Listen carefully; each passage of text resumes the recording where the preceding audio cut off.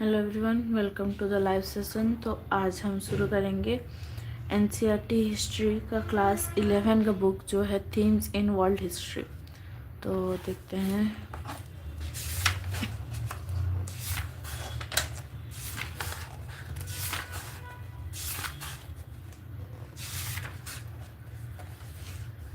जिसमें हमारा first section है early societies, writing and city life. और इसमें जो हम देखेंगे यहाँ पर दिया गया है अर्ली सोसाइटीज़, और ये है timeline 6 MYA to 1 BCE।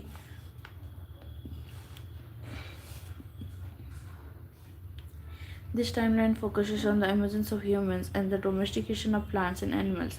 It highlights some major technological developments such as the use of fire, metals, plug, agriculture, and the wheel. Other processes that are shown include the emergence of cities and the use of writing. You will also find mention of some of the earliest empires, a theme that will be developed in timeline 2.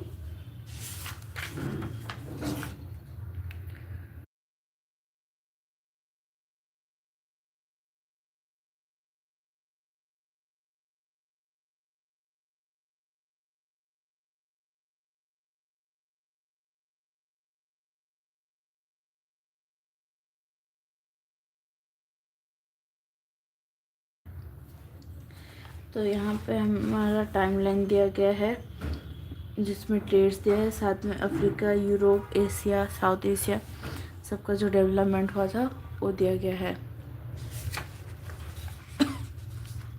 और ये है America, Australia और Pacific island. तो ये आप देख सकते हैं। अभी हम शुरू करेंगे theme 1, writing and city life. तो हमारे चैप्टर शुरू करते हैं। City life began in Mesopotamia, the land between the Euphrates and the Tigris rivers that is now part of the Republic of Iraq. Mesopotamian civilization is known for its prosperity, city life, its voluminous and rich literature, and its mathematics and astronomy. The name Mesopotamia is derived from the Greek word mesos meaning middle and potamus meaning river. Mesopotamia's writing system and literature spread to the eastern Mediterranean, northern Syria, and Turkey after 2000 BCE, so that the kingdoms of that entire region were writing to one another and to the Pharaoh of Egypt in the language and script of Mesopotamia. Here we shall explore the connection between city life and writing, and then look at some outcomes of a sustained tradition of writing. In the beginning of recorded history, the land, mainly the urbanized south, was called Sumer and occurred after 2000 BCE when Babylonian became an important city. The term Babylonia was used for the southern region from about 1100 BCE when the Assyrians established their kingdom in the north. The region became known as Assyria. The first known language of the land was Sumerian. It was gradually replaced by Akkadian around 2400 BC. When Akkadian speakers arrived, this language flourished till about Alexander time, with some regional changes occurring. From 1400 BCE, Aramaic also trickled in. This language, similar to Hebrew, became widely spoken after 1000 BC. It is still spoken in parts of Iraq.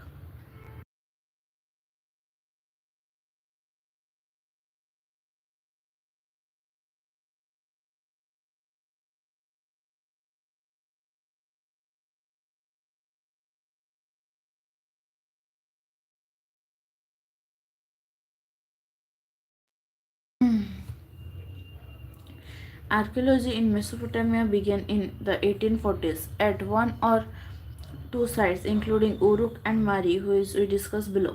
Excavation continued for decades. No Indian sites has ever seen such long-term projects.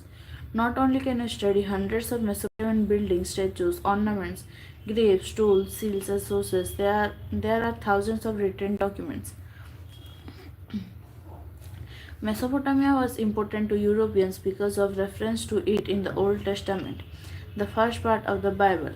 For instance, the book of Genesis of the Old Testament refers to Sumer, meaning Sumer, as a land of brick built cities. Travelers and scholars of Europe looked on Mesopotamia as a kind of ancestral land, and when archaeological work began in the area, there was an attempt to prove the literal truth of the Old Testament.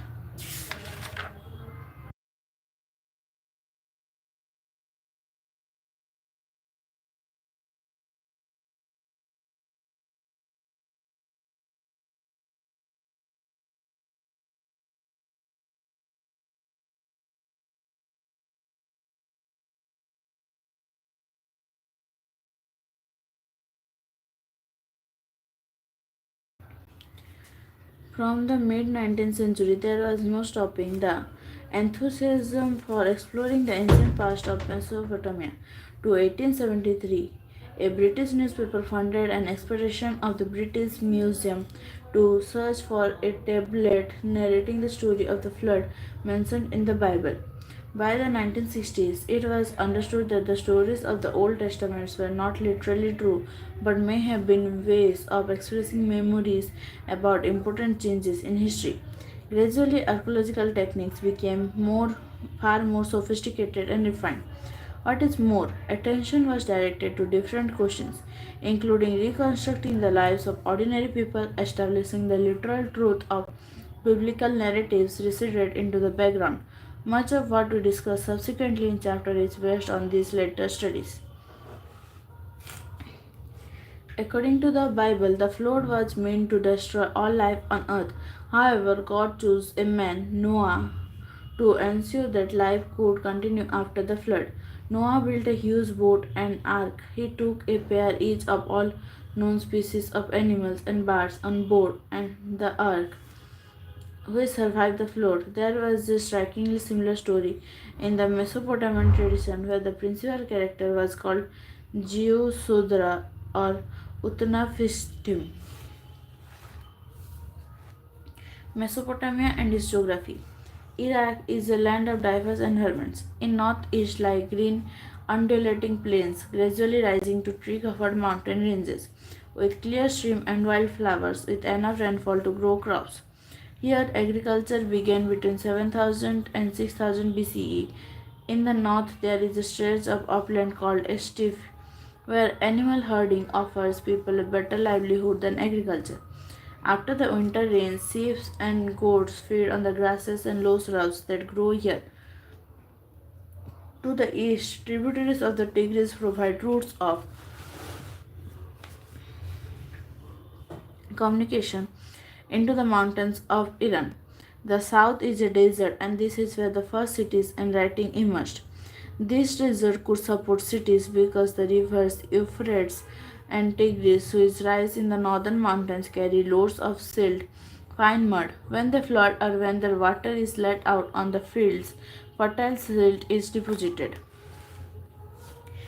After the Euphrates has entered the desert, its water flows out into small channels. These channels flood their banks and in the past functioned as irrigation canals. Water could be let into the field of wheat, barley, peas, or lentils when necessary. Of all ancient systems, that of the Roman Empire included, it was the agriculture of the southern Mesopotamia that was the most productive, even though the region did not have sufficient rainfall to grow crops. Not only agriculture, Mesopotamian sheep and goats that graze on the steppe, the northeastern plains, and the mountain slopes, that is, on the tracks too high for the rivers to flood and fertilize, produced meat, milk, and wool in abundance. Further, fish was available in rivers, and date palms gave fruit in summer. Let us not, however, make the mistake of thinking that cities grew simply because of rural prosperity. We shall discuss other factors by, but first let us be clear about city life.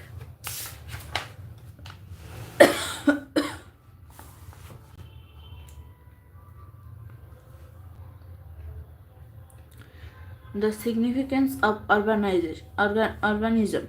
Cities and towns are not just places with large population. It is when an economy develops in spheres other than food production that it becomes an advantage for people to Clustering towns. Urban economics comprise besides food production, trade, manufactures and services. City people thus cease to be self-sufficient and depend on the products or services of other city or villages. People, there is continuous interaction among them. For instance, the carver of a stone seal requires bronze tools that he himself cannot make and color stones for the seals that he does not know where to get. His specialization is fine carving, not trading. The bronze toolmaker does not himself go out to get the metals, copper, and tin. Besides, he needs regular supplies of charcoal for fuel. The division of labor is a mark of urban life. Further, there must be a social organization in place. Fuel, metal, various stones, wood, etc. come from many different places for city manufacturers. Thus, organized trade and storage is needed. There are deliveries of grain and other food items from the village to the city, and food supplies need to be stored and distributed. Besides, many different activities have to be coordinated. Must be not only stones but also bronze tools and pots available for seal cutters. Obviously, in such a system, some people give commands that others obey, and urban economics often require the keeping of written records. The earliest cities in Mesopotamia date back to the Bronze Age 3000 BCE. Bronze is an alloy of copper and tin. Using bronze meant procuring these metals often from great distances. Metal tools were necessary for accurate carpentry, drilling beads, carving stone seals, cutting cells for inland furniture, etc. Mesopotamian weapons were also of bronze, for example, the tips of the spears that you see in the illustration on page 18. The Varka head. This woman's head was sculpted in white marble at Uruk before 3000 BCE. The eyes and eyebrows would probably have taken lapis lazuli blue and cell white and bitumen black inlays, respectively. There is a groove along the top of the head, perhaps for an ornament. This is a world famous piece of sculpture admired for the delicate modeling of the woman's mouth, chin, and cheeks, and it was modeled in harsh stone that would have been imported from a distance. Beginning with the procurement of stone, list all the specialties who would be involved in the production of such a piece of sculpture. Movements of goods into cities. However rich the food resource of Mesopotamia, its mineral resources were few. Most part of the south lacked stones for tools, seals, and jewels. The wood of the Iraqi date palm and poplar was not good enough for carts, cartwheels, or boats, and there was no metal for tools, vessels, or ornaments. So we can assume So we can surmise that the ancient Mesopotamians could have traded their abundant textiles and agricultural products for wood, copper, tin, silver, gold, shell, and various stones from Turkey and Iran, or across the Gulf. These latter regions had mineral resources, but much less scope for agriculture. Regular exchange is possible only when there was a social organization. To equip foreign expedition and direct the exchanges were initiated by people of southern Mesopotamia. Besides crafts, trade, and services, efficient transport is also important for urban development. If it takes too much time or too much animal feed to carry grain or charcoal into cities on pack animals or bullock carts, the city economy will not be viable. The cheapest mode of transportation is everywhere over water. River boats or barges loaded with sacks of grain are propelled by the current of the river and or wind, but when animals transport goods, they need to be fed. The canals and natural channels of ancient Mesopotamia were in fact routes of goods transport between large and small settlements. And in the account on the city of Mari. Later in the chapter, the importance of Euphrates as a world road will become clear. The development of writing. All societies have language in which certain spoken sounds convey certain meanings. There is verbal communication. Writing too is verbal communication, but in a different way. When we talk about writing or script, we mean that spoken sounds are represented in visual signs.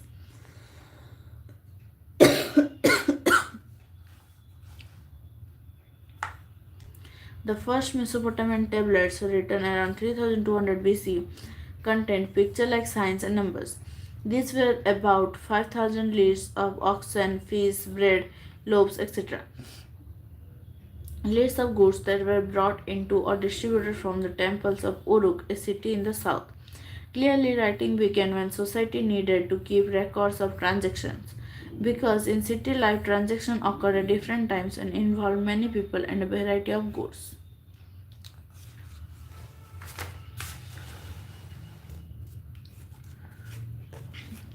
Mesopotamia wrote on tablets of clay.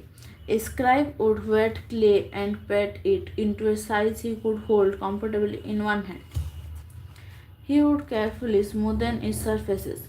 With the sharp ends of a reed cut obliquely, he would press wedge-shaped cuneiform signs on the smoothened surface while it was still moist.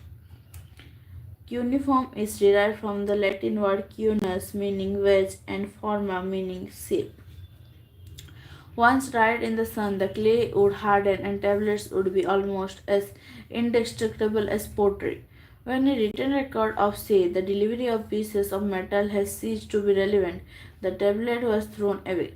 Once the surface dried, signs could not be pressed onto a tablet, so each transaction, however minor, required a separate written tablet. This is why tablets occur by the hundreds at Mesopotamian sites, and it is because of this wealth of sources that we know so much more about Mesopotamia than we do about contemporary India. By 2600 BC or so, the letters became cuneiform, and the language was Sumerian. Writing was now used not only for keeping records but also for making dictionaries, giving legal validity to land transport, narrating the deeds of king, and announcing the changes a king had made in the customary laws of the land. Sumerian, the earliest known language of Mesopotamia, was gradually replaced after 2400 BCE by the Akkadian language. Cuneiform writing in the Akkadian language continued in the use until the 1st century CE, that is, for more than 2000 years.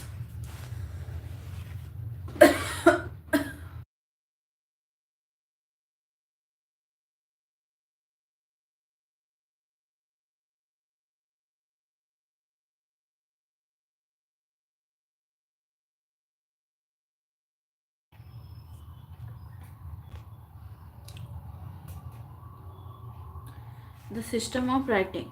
The sound that a cuneiform sign represented was not a single consonant or vowel, such as M or A in English alphabet, but syllables, say put or la or in. Thus, the signs that a Mesopotamian scribe had to learn ran into hundreds, and he had to be able to handle a wet tablet and get it written before it dried.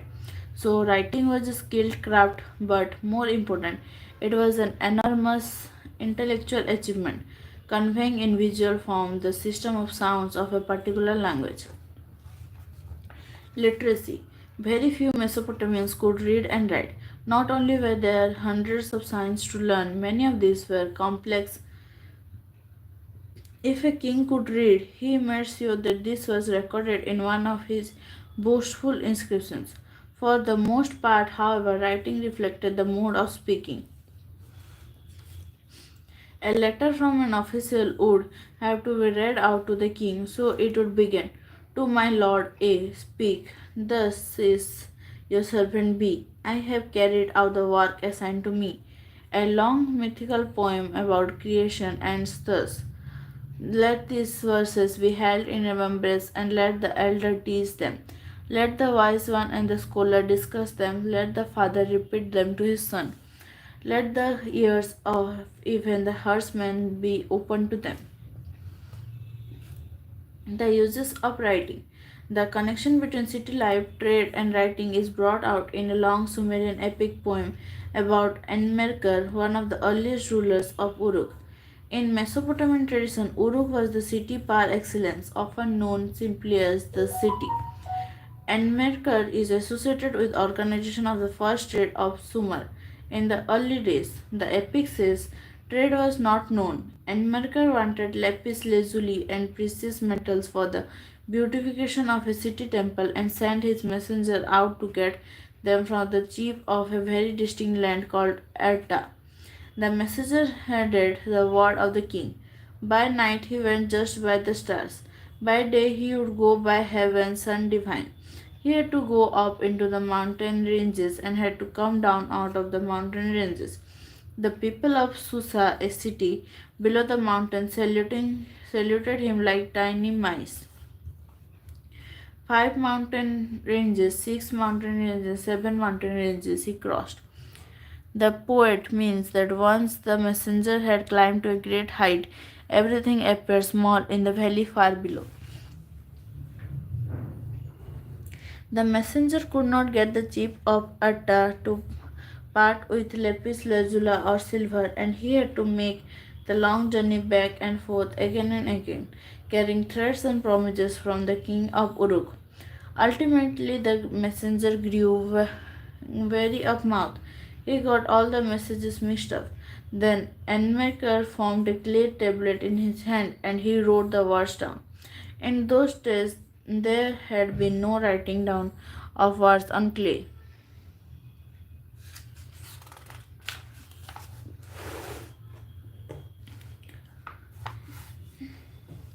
Given the written tablet, the ruler of Atta examined the clay.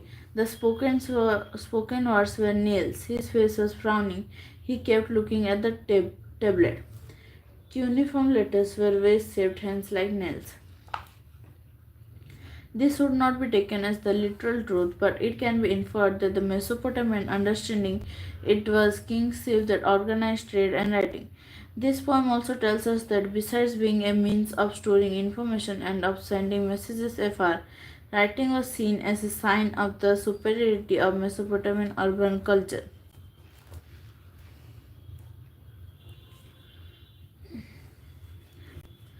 Urbanization in southern Mesopotamia, temples and kings.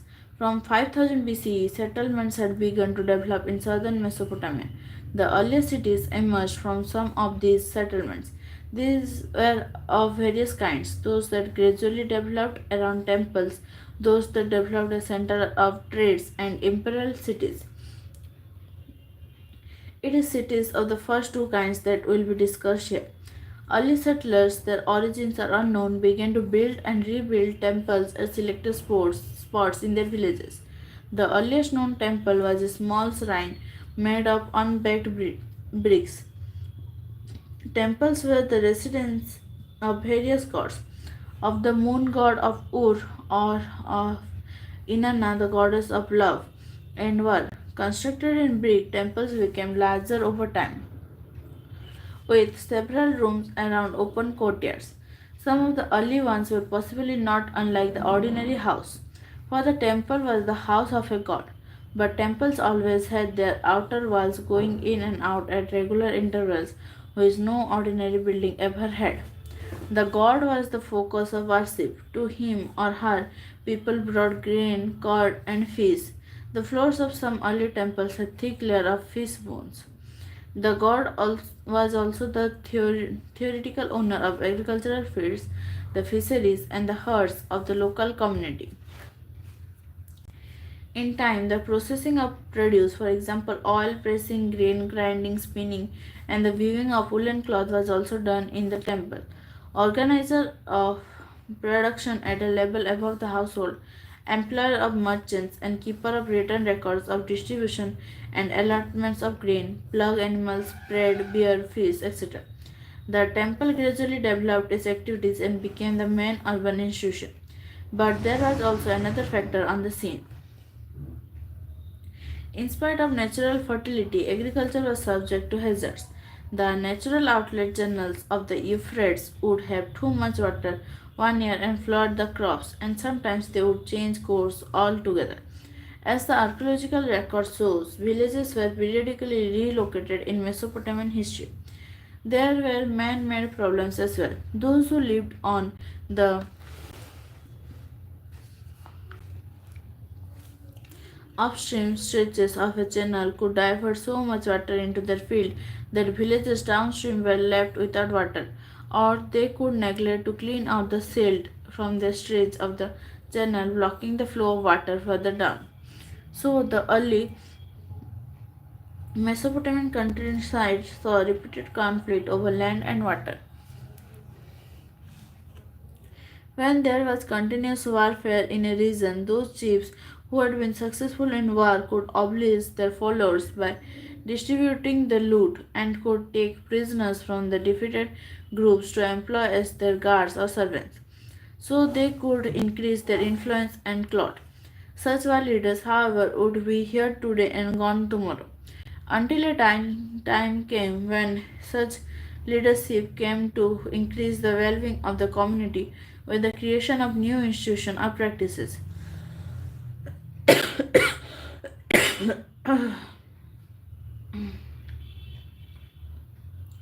In times, victorious chiefs began to offer precious booty to the gods and thus beautify the community's temples.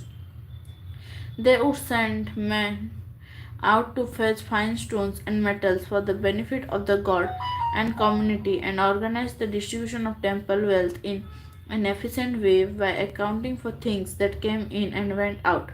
As the poem about Enmerker shows, this gave the king high status and the authority to command the community. We can imagine a mutually reinforcing cycle of development in which leaders encourage the settlement of villages close to themselves to be able to rapidly get an army together. Besides, people would be safe living in close proximity to one another. At Uruk, one of the earliest temple towns, we find depictions of armed heroes and their victims, and carefully archaeological surveys have shown that around 3000 BCE, when Uruk grew to enormous extent of 250 hectares, twice as large as Mohenjo-daro would be in later centuries, dozens of small villages were deserted. There had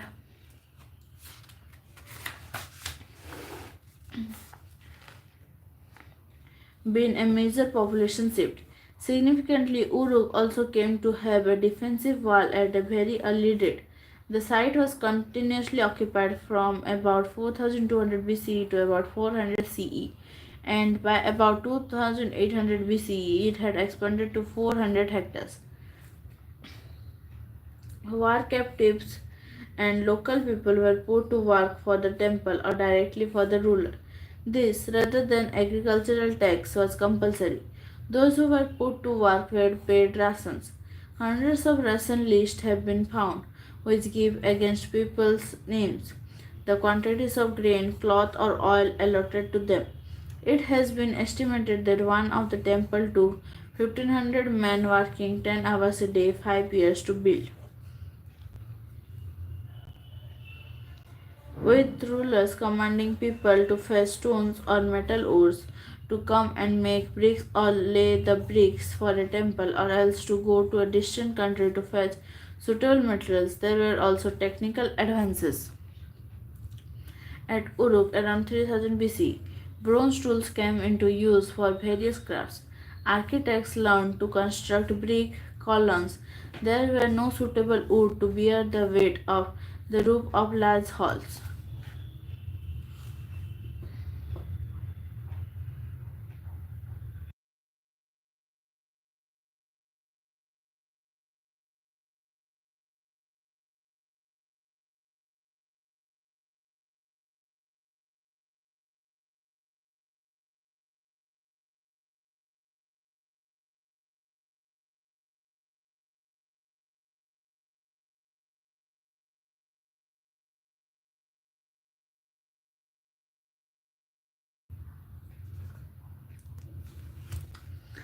Hundreds of people were put to work at making and baking clay cones that could be pushed into temple walls, painted in different colors, creating a colorful mosaic.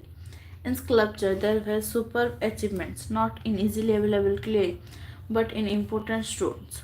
And then there was a technological landmark that we can say is appropriate to an urban economy, the potter's wheel.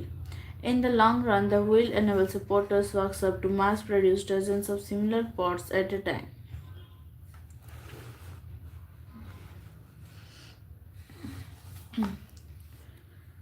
The seal, an urban artifact.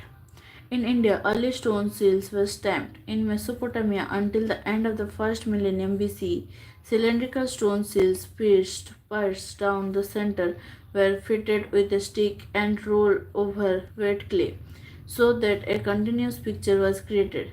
They were carved by very skilled craftsmen and sometimes carry writing, the name of the owner, his card, his official position, etc. A seal could be rolled on clay covering the string knot of a cloth package or the mouth of a pot, keeping the contents safe. When rolled on a letter written on a clay tablet, it became a mark of authenticity. So the seal was the mark of a city dweller's role in public life. Life in the city. What we have seen in is that a ruling elite has had emerged. A small section of society has a major share of wealth. Nothing makes this fact as clear as the enormous riches, jewelry, gold vessels, wood and musical instruments inlaid with white shell and lapis lazuli, ceremonial daggers of gold, etc., buried with some kings and queens at Ur. But what of the ordinary people? We know from the legal text, disputes, inheritance matters, etc., that in Mesopotamian society the nuclear family was the norm, although a married son and his family often resided with his parents. A nuclear family comprised a man, his wife, and children. The father was the head of the family. We know a little about the procedures for marriage. A declaration was made about the willingness to marry, the bride's parents giving their consent to the marriage. Then a gift was given by the groom's people to the bride's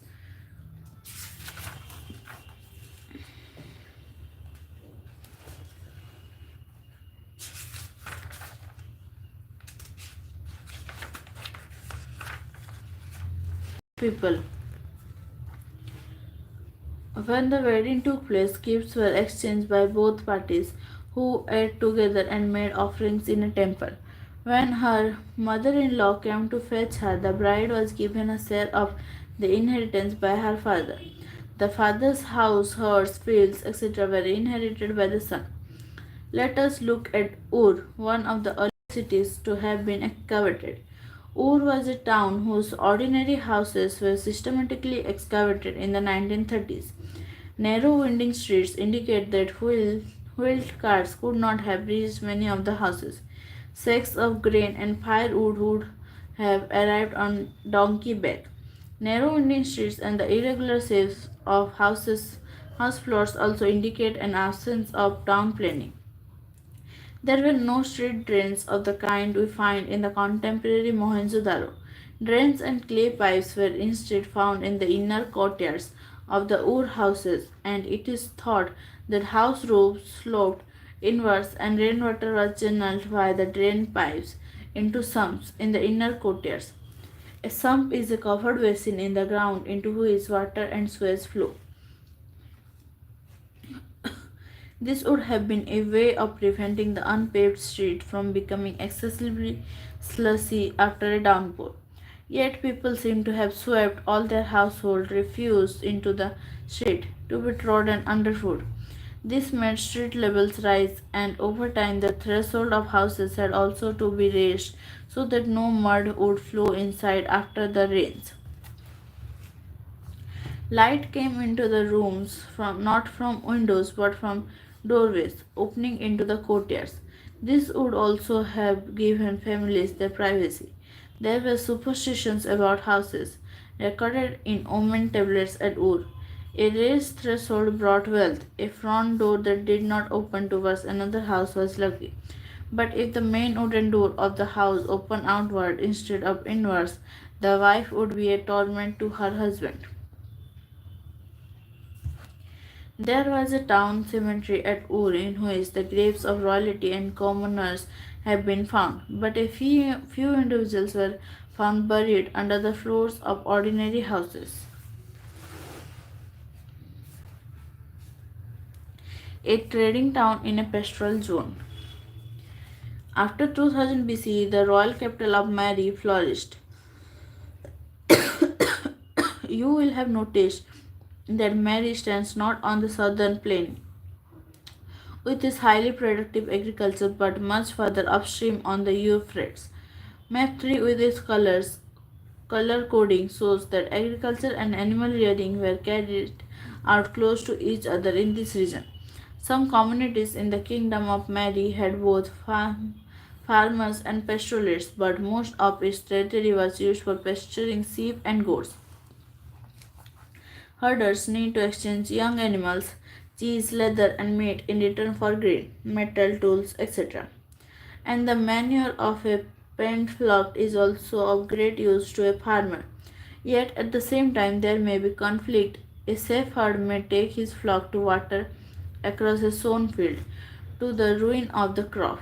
Herdsmen, being mobile, can raid agricultural villages and seize their stored food. For their part, settled groups may deny pastoralists access to river and canal water along a certain set of paths. Through Mesopotamian history, nomadic communities of western desert filtered into the prosperous agricultural heartland. Shepherds would bring their flocks into the sown area in the summer. Such groups would come in as herders, harvest laborers, or hired soldiers, occasionally become prosperous and settle down. A few gained the power to establish their own rule.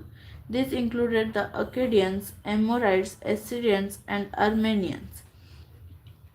The kings of Mari were Amorites whose race differed from that of the original inhabitants, and who respected not only the gods of Mesopotamia but also raised a temple at Mari for Dagon, god of the steppe. Mesopotamian society and culture were thus open to different people and cultures, and the vitality of the civilization was perhaps due to this intermixture.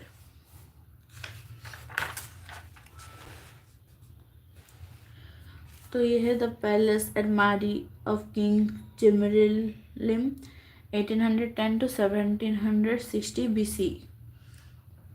इसमें courtyard, scribes offices, benches and clay bins for storing tablets, entrance gate, well, kitchen, lavatory and bath, painting on the wall सब दिखाए गए. The palace at Mari of King Jimlin 1810 to 1760 BC. The great palace of Mari was the residence of the royal family, the hub of administration and a place of production, especially of precious metals ornaments. It was so famous in its time that a minor king came from North Syria just to see it, carrying with him a letter of introduction from a royal friend of the king of Mari, Jimrin. Daily lists reveal that huge quantities of food were presented each day for the king's table. Flour, bread, meat, fish, fruit, beer, and wine. He probably ate in the company of many others in or around courtyard 106 paved white. You will notice from the plan that the palace had only one entrance on the north. The large open courtyards, such as 131, were beautifully paved. The king would have received foreign dignitaries and his own people in 1302. A room with wall paintings that would have awed the visitors. The palace was a sprawling structure with 260 rooms and covered an area of 2.4 hectares.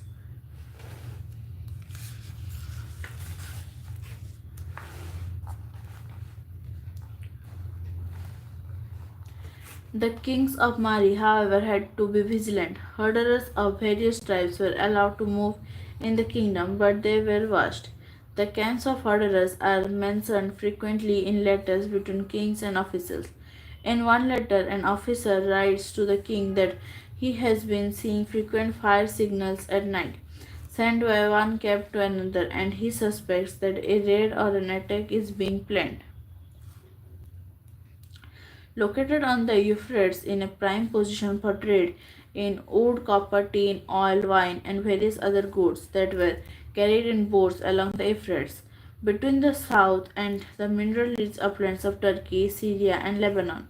Mali is a good example of an urban center prospering on trade. Boats carrying grinding stones, wood, and wine and oil jars would stop at Mari on their way to the southern cities. Officers of this town would go abroad, inspect the cargo. A single river boat could hold 300 wine jars and leave with jars of about one tenth the value of the goods before allowing the boat to continue downstream. Barley came in special grain boats. Most important tablets refer to copper from Ulcia, the island of Cyprus, known for its copper, and tin was also an item of trade. As bronze was the main industrial material for tools and weapons, this trade was of great importance. Thus, although the kingdom of Mari was not militarily strong, it was exceptionally prosperous.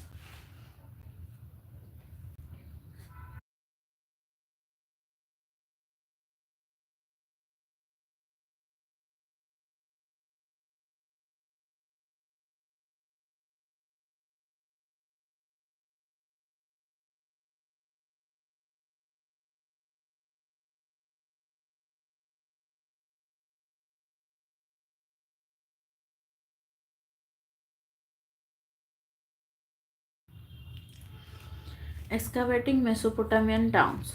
Today, Mesopotamian excavators have much higher standards of accuracy and care in recording than in the old days, so that few dig huge areas the way Ur was excavated. Moreover, few archaeologists have the funds to employ large teams of excavators. Thus, the mode of obtaining data has changed. Take the small town of Abu Salavik, about 10 hectares in area in 2500 BC, with a population less than 10,000. The outlines of walls were at first traced by scraping surfaces. This involves scraping of the top few millimeters of the mound with the sharp and wide end of a shovel or other tool. While the soil underneath was still slightly moist, the archaeologists could make out different colors, textures, and line of brick, walls, or pits, or other features.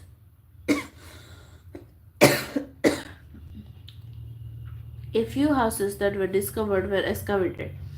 The archaeologists also sieved through tons of earth to recover plant and animal remains, and in the process identified many species of plant and animals and found large quantities of charred fish bones and that had been swept out onto the streets.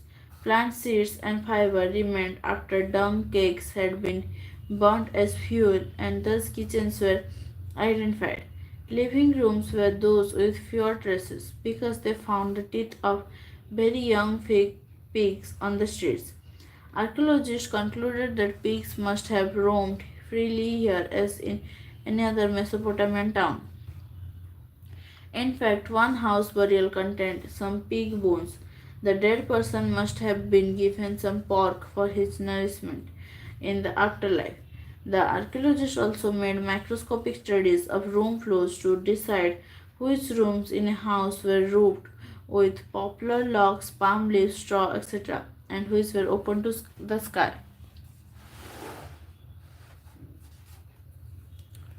Cities in Mesopotamian culture.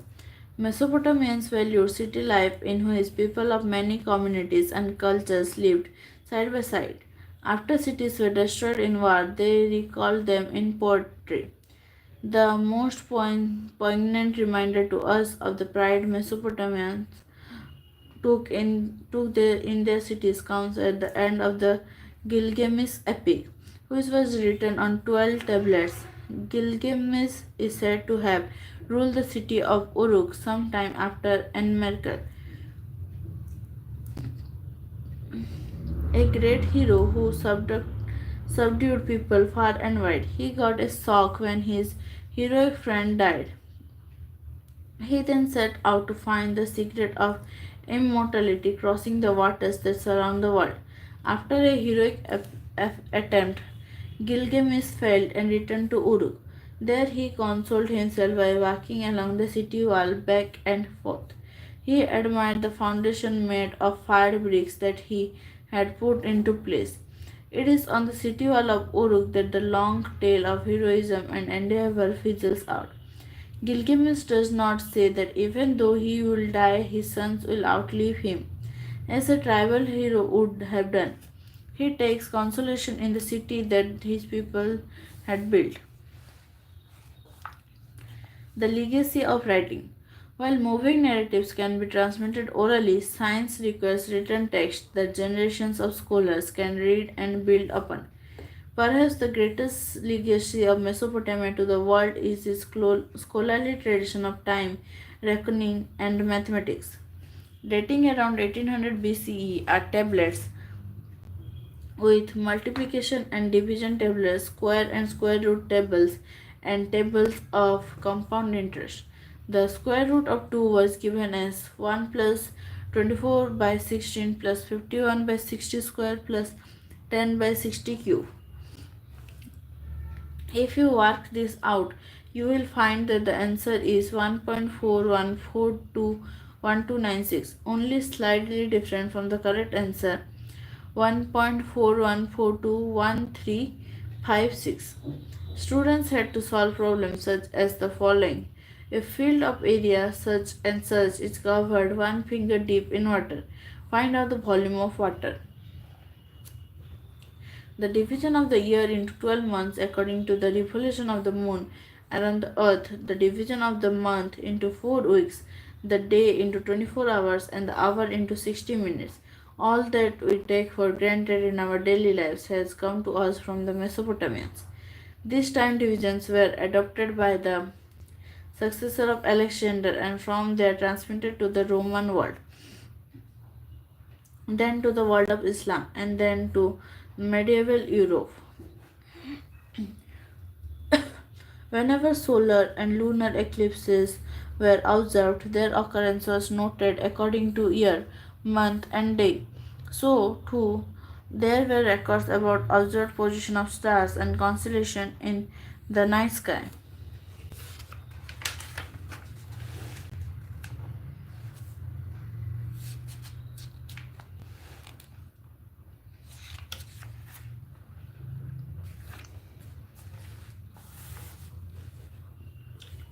None of these momentous Mesopotamian achievements would have been possible without writing and the urban institution of schools, where students read and copied earlier written tablets, and where some boys were trained to become not record keepers for the administration but intellectuals who could build on the work of their predecessors. We would be mistaken if we think that the preoccupation with the urban world of Mesopotamia is a modern phenomenon. Let us look finally at two early attempts to locate and preserve the text and tradition of the past.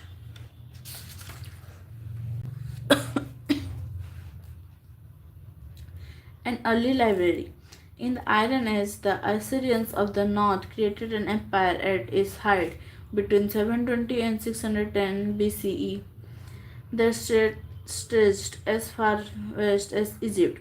The state economy was now a predatory one, extracting labor and tribute in the form of food, animals, metal, and craft items from a vast subject population. The great Assyrian kings, who had been immigrants, acknowledged the southern region, Babylonia, as the center of high culture and the last of them. Assurbanipal collected a library at his capital, Nineveh, Nineveh in the north. He made great efforts to gather tablets on history, epics, Omen literature, astrology, hymns, and poems. He sent his scribes south to find old tablets, because scribes in the south were trained to read and write in schools where they all had to copy tablets by the dozen. There were towns in Babylonia where huge collection of tablets were created and acquired fame. And although Sumerian ceased to be spoken after about 1800 BCE, it continued to be taught in schools through vocabulary text, sign list, bilingual Sumerian and Akkadian tablets, etc. So even in 650 BCE, cuneiform tablets written as far back as 2000 BCE were intelligible, and Ashurbanipal's men knew where to look for early tablets or their copies. Copies were made of important texts such as the Epic of Gilgamesh, the copier stating his name and writing the date.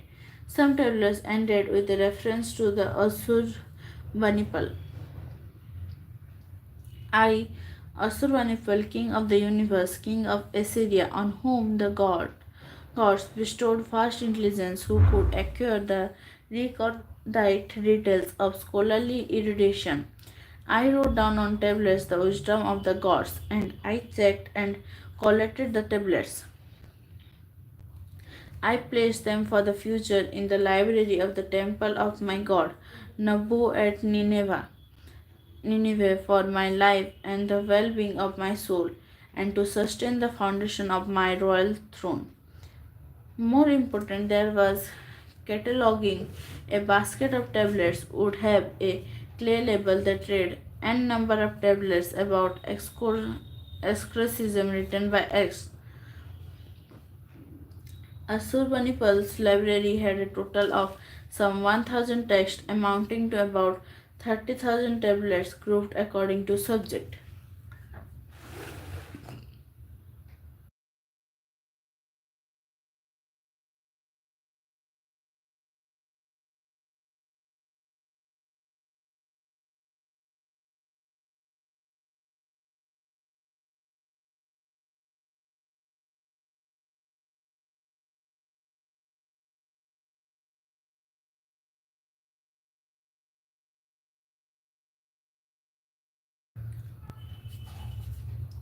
And an early archaeologist.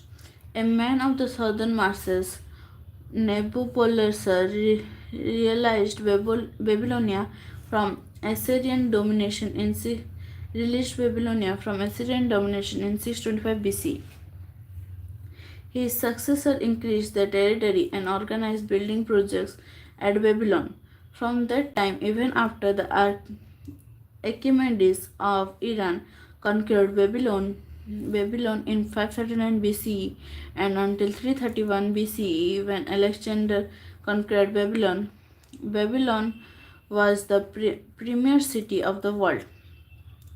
More than 850 hectares with a triple wall, great palaces and temples, a ziggurat or step tower, and a processional way to the ritual center. Its trading houses had widespread dealings, and its mathematicians and astronomers made some new discoveries. Nabonidus was the last ruler of independent Babylon. He writes that the god of Ur came to him in a dream and ordered him to appoint a priestess to take charge of the cult in that ancient town in the deep south. He writes, because for a very long time the office of high priestess had been forgotten, her characteristic features nowhere indicated, I bethought myself day after day. Then he says he found the stele of a very early king whom we today date about 1150 BCE and saw on the stele the carved image of the priestess. He observed the clothing and the jewelry that was depicted. This is how he was able to dress his daughter for her con- consecration as priestess. On another occasion, Nabonidus' Nabonidus' man brought to him a broken statue inscribed with the name of Sargon, king of Akkad. We know today that the latter ruled around 2370 BC. Nabonidus and indeed many intellectuals had heard of this great king of remote times. Nabonidus felt he had to repair the statue. Because of my reverence for the gods and respect for the kingship, he writes, I summoned skilled craftsmen and replaced the head.